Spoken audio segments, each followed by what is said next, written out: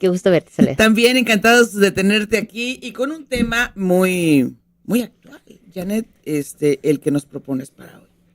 Un tema que no nos hace feliz y al que no nos debemos de acostumbrar. La semana pasada tuvimos la noticia del homicidio en contra de un niño de 5 años del Estado de México por una deuda de su madre de 1,000 pesos. Y esta narrativa no es solo enfrentarnos a la realidad de la desigualdad, de la pobreza, de lo que viven las mujeres en la crianza, además una mujer con discapacidad. Y eso pues yo creo que a todos nos debería de cuestionarnos, ¿no? Si eso es aceptable. Pero además de eso, escuchamos pues las omisiones de la autoridad, ¿no? De qué es lo que debió haber pasado y no pasó. Entonces creo que por eso es importante traer a la mesa la importancia de prevenir el maltrato hacia las niñas y los niños, las sanciones que existen, porque todavía en nuestra cultura hay quien cree que esto es admisible. O sea, debería ser impensable el me voy a llevar a tu hijo hasta que me pagues. Parece de película de terror, ¿no? Entonces, por eso vamos a hablar de qué es el maltrato infantil. Nuestro Código Penal habla de un delito en el que las personas que están a cargo de los cuidados, ya sean padres, maestros, cuidadores en las estancias infantiles, ejercen violencia contra las niñas y contra los niños. Y otro tipo penal que se van acumulando, además es importante decir, es el homicidio infantil, que es cuando se priva de la vida a un niño o una niña menor de 12 años, y la sanción son de 45 a 70 años de prisión. Entonces, en Sonora no existen datos estadísticos, al menos no en la página de la Fiscalía, sobre la incidencia de este tipo de delitos, pero creo que es importante que empecemos a conversar sobre ello y que las autoridades también hagan más transparente la recurrencia en lo que esto pasa en nuestro estado, ¿no? Ahora, ¿cómo prevenirlo? Asumo que de entrada socializar que el maltrato infantil se da, ¿sí? Así es. Yo creo que acercar información es una manera de combatir, evidentemente, la ignorancia que muchas veces nos lleva a cometer errores. Así es. Y algunos de esos errores, pues, ya caen en la clasificación de delito. Sí, creo que es un problema complejo, entonces debe abordarse desde diferentes esferas. Por una parte, el gobierno debe asumir la responsabilidad que tiene de brindar atención oportuna a la ciudadanía, de brindar información. Pero también la ciudadanía de comprender que la crianza no es que entremos a este trending de crianza respetuosa y no es eso. Se trata de reconocer que la violencia no es necesaria para formar a las niñas y a los niños. Y recurrentemente escuchamos esa frase de que a mí me pegaban y no me pasó nada, ¿no? Pues al final son cosas que está demostrado por la ciencia y por la psiquiatría el impacto que tiene en una niña y en un niño que su cuidador o su persona de mayor confianza sea quien le agrede. Entonces creo que esta es una buena oportunidad para replantearnos cómo estamos ejerciendo esa crianza con nuestras hijas y nuestros hijos, con nuestros sobrinos o con la red de infancia que tenemos alrededor. Y de tomar cada quien una postura en favor de la paz. Al final no vamos a vivir en una sociedad más pacífica y justa si no asume cada quien desde su pedacito lo que les corresponde. Entonces yo creo que con educación, con conciencia y también con datos. Necesitamos conocer qué tan seguido pasan esas cosas en nuestro estado. En este momento no tenemos datos públicos sobre el maltrato infantil. ¿A quién le corresponde? A la Fiscalía. A la Fiscalía. La Fiscalía es quien transparenta mensualmente la incidencia delictiva. Sí tenemos datos, por ejemplo, en omisiones de cuidados, en violencia familiar, que eso nos advierte de la existencia de la violencia en la familia. Por ejemplo, en violencia familiar, en lo que va del 2025, hay 2,663 carpetas por este delito. En cuanto... En el 25. El 2025. 2,663 según los datos publicados por la Fiscalía del Estado de Sonora. Entonces, ese es un problema global, es un problema generalizado, no es nuevo. No es que este año haya surgido, sino que además vemos un incremento porque entre más hablamos de estos temas, pues hay más personas que denuncian. Eso es bueno. Pero creo que es importante seguir fortaleciendo la atención de delitos específicos, particularmente el del maltrato infantil. Es muy grave. Nuestra Constitución establece que el bien más protegido son las niñas y los niños. ¿Y por qué es así? Porque esa es la etapa en la vida en la que las personas somos totalmente dependientes de una persona adulta. ¿Ya se le ha hecho notar a la Fiscalía esta ausencia, esta falta de actualización en las cifras?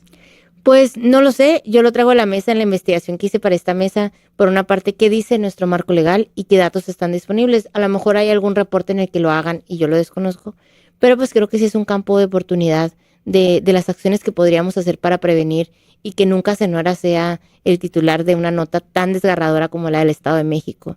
Creo que todos debemos, quienes participamos en los gobiernos, pues asumir nuestra responsabilidad y cumplir cabalmente con lo que nos toca para proteger a las niñas y los niños. Uh-huh.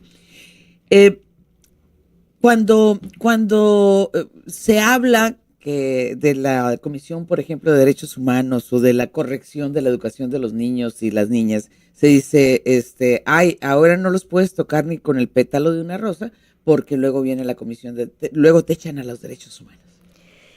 Sí, hay una resistencia cultural porque al final, pues la vida está compleja y a nadie nos gusta que nos digan en lo que nos equivocamos. Yo por eso creo que hay que primero apelar a la ciudadanía, a abrir nuestra mente, a pensar en cómo pudiéramos vivir vidas más disfrutables. No sé si la vida me parece que es muy breve para sufrirla y más que verlo como una imposición, yo creo que pensar en una crianza diferente, pues es la oportunidad que tenemos de trascender en nuestra familia de mejor manera. Si ya sufrimos algunas condiciones, no repetirlas con nuestras hijas y nuestros hijos. Ahora, precisamente para eso habría que regresarnos a revisar cómo está, por ejemplo, el aspecto emocional de padres y madres, de ese círculo cercano a las infancias. Claro, uno no puede dar lo que no tiene. Ajá. Pero bueno, creo que hacer visible de entrada que hay una sanción, pues que la gente sea consciente de que puede ser denunciada porque es un delito el maltrato infantil. Uh-huh. Por otra parte, el buscar ayuda para nosotros tener mejor calidad de vida en lo personal y poder criar a nuestras hijas y nuestros hijos. Pero pues en este tiempo de acceso a la información y de internet, depende para qué usas el internet y de qué te nutres con el internet. Ajá. Entonces, en lugar de pasar horas en Facebook viendo videos graciosos de gente que ni conocemos, pues a lo mejor darle la oportunidad a estas plataformas que existen con información y también de espacios de ayuda gratuita donde podemos encontrar respuesta también a esas dolencias que tenemos quienes criamos. Pero yo creo que es un gran paso el que sea conversación y el que pongamos el dedo en la importancia de criar desde otro lugar y de proteger a nuestras infancias. Sí, y es que me remito al tema de origen, este lamentable acontecimiento en donde un niño, pues a un niño le arrebatan la vida porque su madre, una mujer creando sola, ¿es correcto? Y con discapacidad. Y con discapacidad. Que acude ante la autoridad, una autoridad que de entrada se muestra insensible.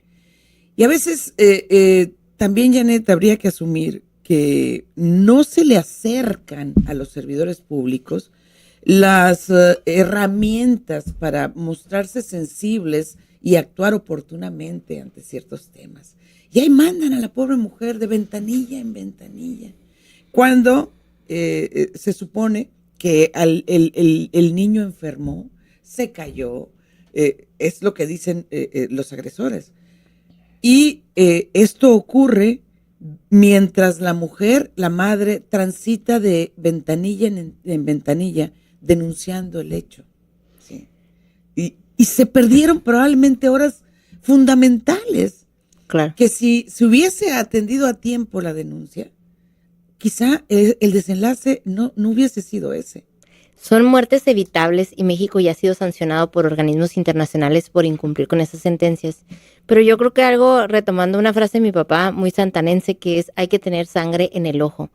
No necesitas tener esos instrumentos internacionales, con tener empatía y atender. Creo que en la función pública le falta sensibilidad, porque al final tienes enfrente a alguien que está sufriendo, que si no le entiendes, yo creo que el lenguaje, cuando hay interés, entiendes. Uh-huh. Así sea con señas, con ademanes, buscas la manera de ayudar. Entonces yo creo que sí, la profesionalización es importante, pero sobre todo la empatía, de que no se nos olvide que ese trabajo que tenemos se debe a la ciudadanía y que también pudiéramos ser nosotros los que un día estemos tocando una ventana que no se abre. Nos falta humanizarnos, ¿no? Definitivamente, Así es. Porque, bueno, nos enfocamos luego a la falla de la autoridad. Es cierto, pero no olvidemos que también en este caso hubo vecinos insensibles, ¿sí? Que quizá si desarrollásemos esa humanización, esa empatía, eso ponernos en los zapatos del otro,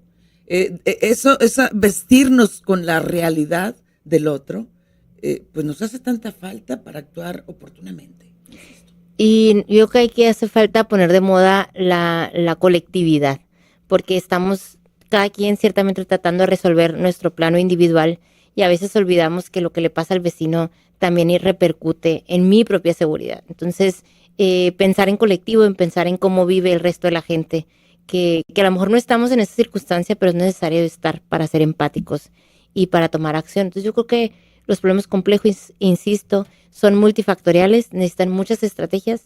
A la ciudadanía decirle que pues tome postura en este tipo de casos y que no solo se estremezca con las noticias, sino que aprovechemos para reflexionar en nuestras propias familias y también de empezar a ver un poquito más alrededor. Dice, aquí recibo mensajes al 6624-1340-24, dice Antonio José, ahora está prohibido pegarle a tus hijos, pero sí está permitido que los hijos le peguen a sus padres o abuelos. Por eso decimos que esta es la generación de cristal.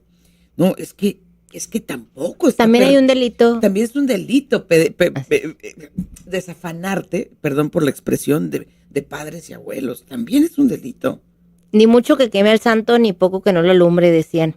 Yo creo que ningún exceso es necesario cuando lo que se trata es buscar una forma de criar, pero no necesariamente la más efectiva van a ser los golpes, hay que buscar otras formas de tener autoridad, pero no creo que debamos de llevar al otro extremo en el que no haya crianza, ¿no? O sea, es buscar un punto medio en el que aseguremos la integridad de nuestros hijos, pero también la convivencia familiar, ¿no? Sí. Que incluye a todos.